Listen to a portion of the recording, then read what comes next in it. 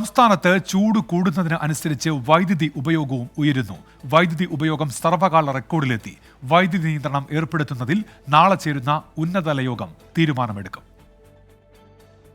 KSEBയുടെ മുന്നറിയിപ്പും ബോധവൽക്കരണവും മറികടന്നുള്ള വൈദ്യുതി ഉപയോഗമാണ് സംസ്ഥാനത്തുണ്ടാകുന്നത്.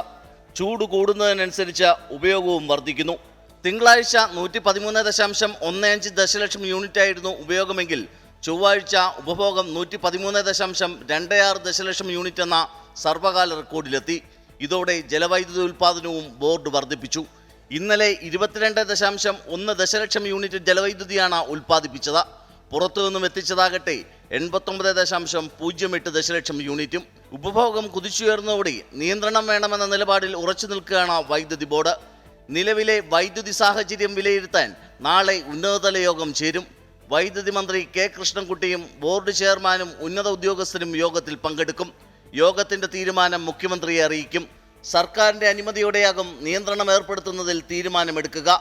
പ്രസരണ വിതരണ ശൃംഖലകളെ പ്രതിസന്ധി ബാധിച്ചതിനാൽ നിയന്ത്രണം ഒഴിവാക്കാനാകില്ലെന്നാണ് ബോർഡ് നിലപാട്. 24 തിരുവനന്തപുരം.